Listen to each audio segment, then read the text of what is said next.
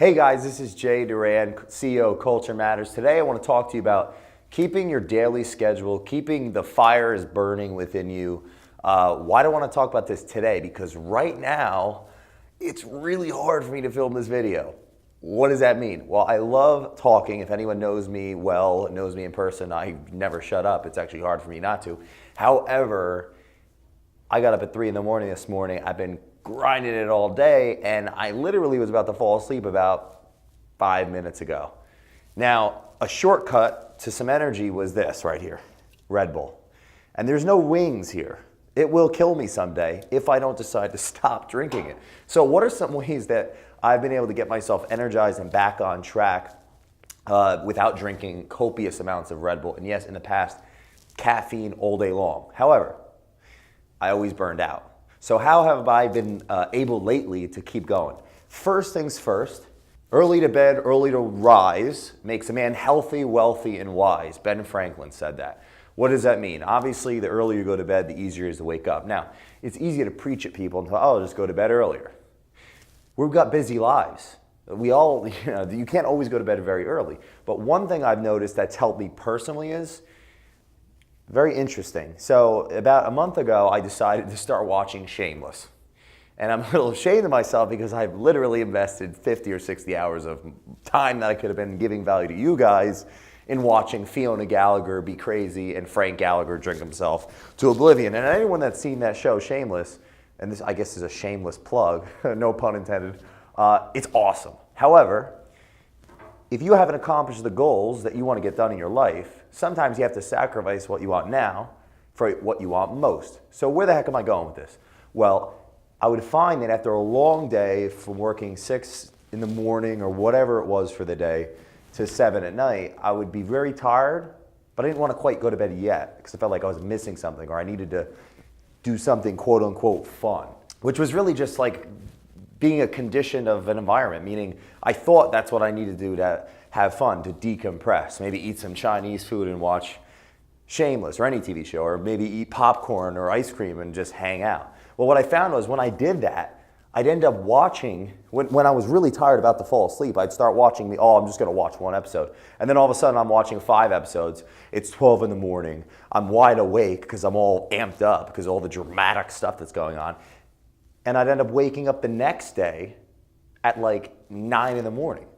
So if one day I'm waking up exactly when my ritual dictates, which could be between 3, 5, 6 in the morning, whichever works for you, but that's what works for me, grind all day long, get so much accomplished, get super, super pumped up, then really tired, not want to go to bed, watch TV, and then stay up all night. And then the next day, I would end up waking up late. So my schedule ended up being all screwed up. It would start one day, Monday would be like perfect. And then Tuesday would be a wash. And then Wednesday, I would get my act together and it'd be great. And then Thursday, it would be a wash. And Friday, and then the weekend comes. Before you know it, you really only got 2 productive days because you want to enjoy your life. So what's one thing I started doing? Instead of watching TV before I went to bed, at least for the days that I wanted to commit my schedule and wake up early the next day, I would get out a book, read, write, do something that I enjoyed but not enjoyed too much. So that way I wouldn't be so hyperactive and so crazy to want to keep staying up. So that's one thing I've done. Another thing that I've done is when I wake up in the morning, instead of going right to the coffee, like most, I jump on the treadmill. Now I have a gym in my building, so I can just go up right up to the top floor, and I'm lucky too because I have one across the street. But what can you do, maybe YouTube some workouts, and I'll post some in the future that you could do right there in your house.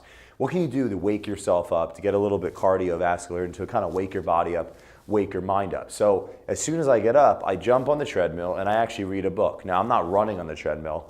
I walk at an incline for specific fat burning reasons, which I'm sure we'll discuss in the future. And I do that for about an hour. And after that, obviously I'm fired up. But I do not have any kind of caffeine until about 11 a.m. Now, what's the lemon water? Well, what I found is if I take lemon water and I mix it in a big 20-ounce or 30-ounce bottle of water, it seems to wake me up really well. And then I looked into it, and there's some scientific reasoning behind it, which I won't get into in the video. But basically, if I don't have any caffeine till 11, I get up, I work out, I read, I get my body going, I get some writing in, to each their own. By the time I get to the office, I'm already fired up. And mentally, I have all that dopamine release because I accomplished my goals for that day.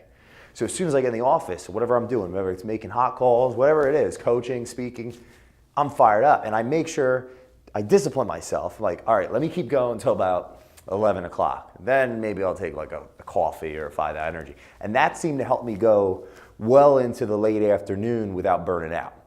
Now remember, if we can work smart, not just hard, but smart, and we're getting up at 5, 6 in the morning, working smart all the way to 2, 3, 4 p.m., doing the tasks that are going to get us the major amount of results in our business, right? That 80-20 rule, focus on that 20% that gets us 80% of results. If we're focused for 7, 8 hours a day, we're not taking crazy breaks, we're not taking the 90-minute lunch because we're working from our purpose, we can get a heck of a lot done. So by the time the afternoon comes, we just got to make sure that we go to bed at a proper time. And that goes back to number 1. And last but not least, plan our day. Plan your day the night before that you actually take action on your goals. So if you plan your day the night before, and we don't overplan, but we plan just enough to fit into our time block, after the morning's complete, when you rewrite your goals down and when you rewrite what you've already accomplished, when you actually check off things that you've done, it releases dopamine, which gives you more energy and keeps you more on track. And I guess the key is to not completely overwhelm yourself to the point where you're focused. Like I did a video recently for you guys, goals versus systems. Don't focus so much on your gigantic goals every day because that causes stress and cortisol release. And neurologically, we're not superhuman. It's going to affect your creativity. It's going to affect your work ethic. Focus on every hour. Focus on taking the right nutrition, getting enough water, sleeping at the right times, and not focus on your giant goals, but focus on the tasks. And your day is going to plan itself.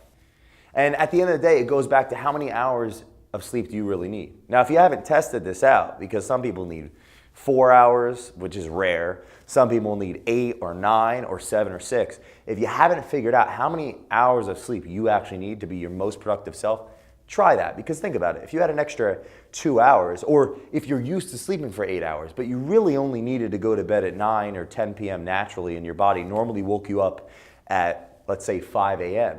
However, you're not used to getting up at 5 a.m., so you wake up, like I've done in the past, you go, oh, it's too early, let me go back to bed. What I found is when I do that, when I say, oh, it's too early to get up, because I don't have a reason to get up, I feel like, oh, I don't know, maybe I'll be tired later. It's almost like I created this in my head. I end up taking more time to sleep, and then I wake up again, and I'm even more tired, and there's less of a reason to get up. And if you try this for long enough, believe me, you'll come to a point where if you get up later than 7 in the morning, you're gonna be like, my whole day is ruined. So just try these 3 things.